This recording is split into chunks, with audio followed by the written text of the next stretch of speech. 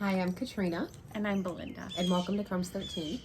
Today we're going to talk about Jonah, and we're going to do the whole book. So this is the first time that we have dived into a whole book. And there will be absolutely no way in the 15, 17 minutes that we dive into this that we will even touch it. So it will be a crumb.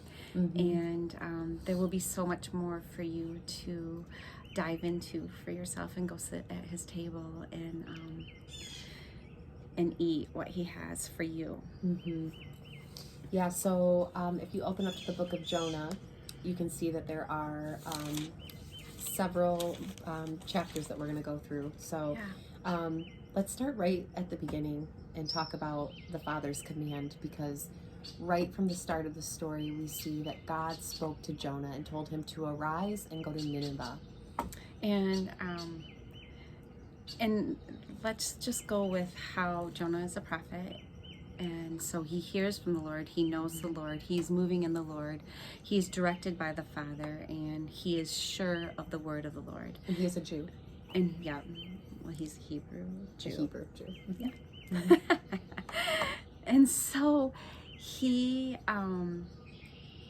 hears the word of the Lord, understands the word of the Lord, yet chooses to go the exact opposite way. And there's so much just to talk about in that, because I truly believe, as believers, and even before you even come to the knowledge of what it means to walk with the Lord, that the Lord is constantly pursuing us and talking to us and directing us and trying to bring his best and his will into light for us. And so often we look the other way because his way feels uncomfortable, or we have preconceived notions that his way is going to turn out a way that we won't want or make us look foolish. And I don't know what Jonah's preconceived ideas were, but he went the other way. And in going the other way, he did a downward spiral. And I believe that is so indicative of what happens in our lives when we choose to go the other way from what the Lord has called us to do. Yeah, it's so true.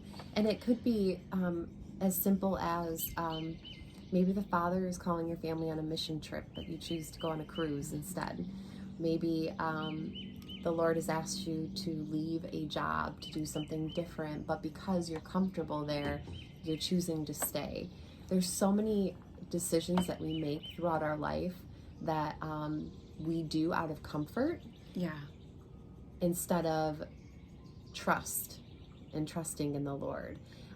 So Jonah decides to get up and flee from the voice of the Lord, which just sounds absolutely ridiculous when you think about it. How do you flee from the presence of God when he's omnipresent? But he decides he's going to flee, and he goes to Tarshish. Tarshish? Yeah, something like that. So many things we can't pronounce. So he flees, and he ends up on this boat with these men, and he's asleep, and a storm comes. Yeah, and so in the storm, the storm is raging, yet and that to me is incredible, because honestly, when the Lord has called me to do something, he gives us sleep, but sometimes when I feel like I'm delaying what he's called me to do, I can't sleep. I mean, I feel like I am constantly in prayer or intercession because I'm so stirred up, and because I haven't acted on what he told me to do, whether a day ago, a week ago, or a few weeks ago. And so the release comes in being obedient, and that doesn't matter if it's little or big. It is so amazing, and the Father is so incredibly impactful in the little, that when you're obedient in the little things that he calls you to do, they become amazing big blessings, not only for you, but in the accumulation, those amazing little things that you were obedient in become this monstrous blessing of him, and then overflows onto everyone else. And so anyways, he's now in the belly of this ship, sleeping, and the captain of the ship is freaking out. Yeah, they're up there praying to all of their gods, which also is so indicative to what we do, right? Yeah. So as Belinda's talking, I'm thinking about like when God's hand maybe is removed from a situation because we're being disobedient, and so he takes his hand of protection off of us, and we deal with the consequences of that. How often do we turn our face right back to the Father? I know many of us can probably relate to the desperation that these sailors felt, and they start praying to all these false gods. So all they know are all these false gods. And I think of all the things in our life. We may not be praying to Buddha or, some imaginary figure, but what about the things that we hold close to our heart, like our money, or our possessions, or our children, or our spouse? Like, there are so many things that we hold closer to our heart than we do the Father, and our lives are out of order. And what happens is the Lord's hand is removed, and then in this case, there's actual judgment. This is before Jesus, and there's judgment that falls. And so what do we do in those situations? We tend to cling to other things for comfort and support, instead of running to the Father and knowing that his arms are wide open to us. So I also want to say that it's amazing that why Jonah was asleep in the belly of the ship. So I want you to see or hear the fact that Jonah went down to Tarshish, which means he went away from the Father, but it was a downward trip. So he went down, and then he went down to the lowest part of the ship, and he's ready to go down into the sea to find himself in the downward belly of a giant fish. But while he's sleeping, all of the members of the ship are throwing their cargo. I mean, this is their livelihood. They fear for their lives, and the only way for them to stay above the storm is to get rid of the weight of the ship. And they throw everything over. So they everything that of value to them, they have departed from. So they now have nothing. And they've set on this journey and they have nothing. And then they cast lots, because that was a way in which they would hear direction back then. So they cast lot, and it exposes Jonah. And that's when the captain goes to the belly of the ship and finds him sleeping. And Jonah comes and faces the music of all of them. Basically, he faces them. And really, honestly, he knows. He hears the word of the Lord. He knows what he's done. And this is super true to how his choices, one person's choices, can affect more than one person. So Jonah's disobedience didn't just affect him. That is so true. There have been times where I've had conversations with people where they're like, my daughter was killed by a drunk driver, or something happened, and it's like, God the innocent taken out by your daughter. Like, our decisions impact other people. Our sin, our free will, our sin. Yes, hurts this is other incredibly people. true. Yet we don't own it. We don't own the things in which we do. Here's what's amazing too, though. True. The captain knows Jonah's God. He says, "Who is your God? Why aren't you praying to your God?" Well, they question him, like, who are you? Where are you from? What are you doing? And where are you going? Yeah. And why are you with us? And Jonah has to come clean. Yep. Like, he has to face the music, come clean. And in all of that, he's like, throw me over. And the storm will stop. And what's amazing about that is, well, first Jonah says, my God is the God of Israel, right? So they know the stories. They know that God is the God that parted the sea. Yeah. And so they're immediately afraid. Yes. There's fear and trembling, which is something that's lacking in Jonah right now. There's no reverence for the Lord. That's lacking in this world. Yes. Well, yeah. And I know we've talked about that many times, the lack of just reverence for the God. Father, his name, his truth. But what's amazing about this is Jonah would rather sacrifice himself than be obedient to God in this. And I did some digging. I'm like, why was he so averse to what God was asking him to do? And it really was, what's amazing about this is it was his allegiance to his people, to the Jews, to the Hebrews. It was his allegiance to them, and by him going to a Gentile nation, he felt like he wasn't being what's the word I'm looking for? Well, I think there was some frustration on his part, whether it was, why would God spare these unclean people? And one pastor compared it to actually like the people in Nineveh to like if God called you and I to go to Iraq. Yeah. And go into a very dangerous zone with people that were like just murderous. Yeah. And he said, you guys are going to go. And he said it would be compared to that for Jonah, which was why he didn't want to go. He'd rather die than go and be a missionary for But these then that's people. not being fearfully and wonderfully made, and that is not moving in faith or in trusting the Lord. So he gets thrown into the water. Yep. And he then gets swallowed by a giant fish. Which is amazing because the fish has a mission. Yes. God prepares the fish for a mission. So it's just amazing how creation just responds to the Father. Like, and there's historical evidence, I will tell you, all I've been the way digging into around this, for this. Like, there have been people that have been swallowed up by large fish in the ocean, and there's historical evidence of that. So just want to drop that there.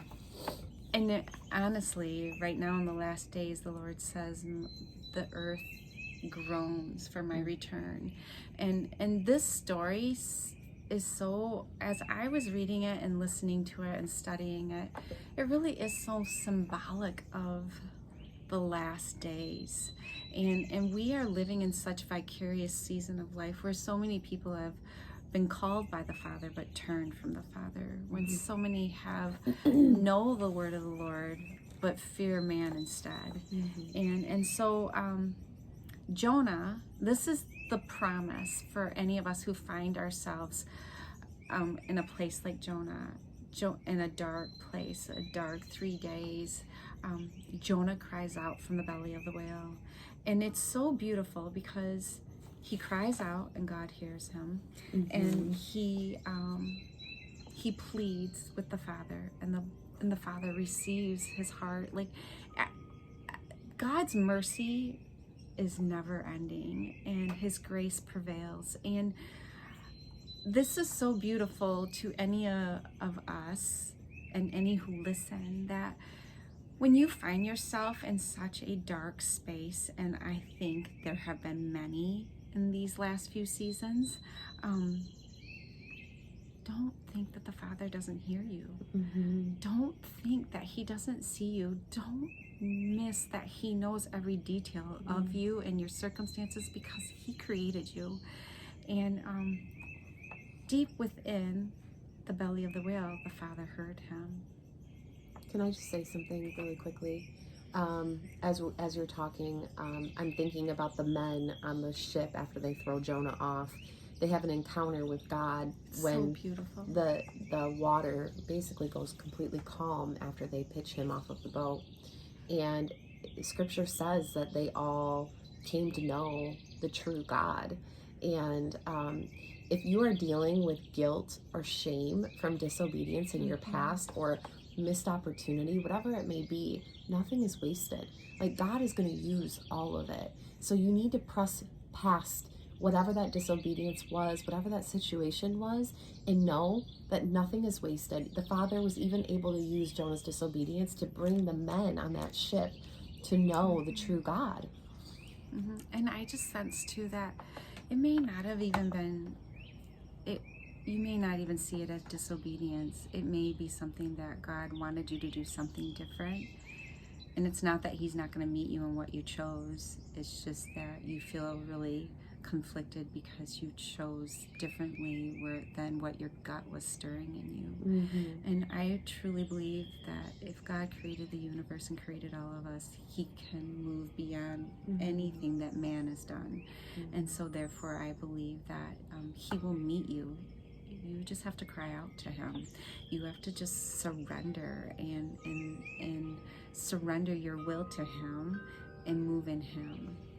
And there are scars from our obedience and scars from our disobedience. You know, like the Father uses those things, those outward or inward things, our testimony, to help, you know, spread love and the mission of Jesus Christ. And what's amazing about this is, as I was reading the story, like, can you imagine being in stomach like that, like the amount of stomach acid that was in the belly of that whale. And I read somewhere that his skin was probably completely white and he had no hair by the time he came out of the belly of the whale. So now he goes into Nineveh and he's wearing the scars of his disobedience. And it's exposing. I mean, can you imagine what he looked like walking through the streets? You know, I'm having this thought. I think that we should consider doing this in 2 parts. Oh, that's a great idea, and move into what happened in Nineveh. Yeah, it's too much. Yeah. So I just want to encourage you to think about the things in which you have found yourself in the belly of a whale. And don't be discouraged, because the Father's going to meet you there. Yeah, if you're finding yourself right now in a time of darkness, or you're just unsure about what's coming next, we just want to encourage you to cry out to the Father, to tell him how wonderful he is and acknowledge his sovereignty over your situation, and then just hand it all over. And if you pick it up, hand it over again. Like, there are plenty of times where we talk about the fact that, oh, I picked it up, I'm gonna give it back to him. You know, in our flesh we are weak, but in our spirit, when our spirit is connected to the Spirit of God, we are strong. So it's all in his strength, it's all in his power. Yeah, there's this beautiful quick picture I want to reveal to you all, is that God showed me this, that every time I was holding on to something, it was holding my hands down from worshiping him. And so he said, if you would drop what's in your hand and praise me, I can pick up what you've dropped. And so that is the beauty of surrender and worship. And the Father just calls us into worship. And so worship him. And we want you to tune in, because part 2 will be next week. And tune in and hear what happens when Jonah gets to Nineveh. Yeah. So with that, we hope to see you all at the Master's table, and God bless you. Yeah, have a wonderful week.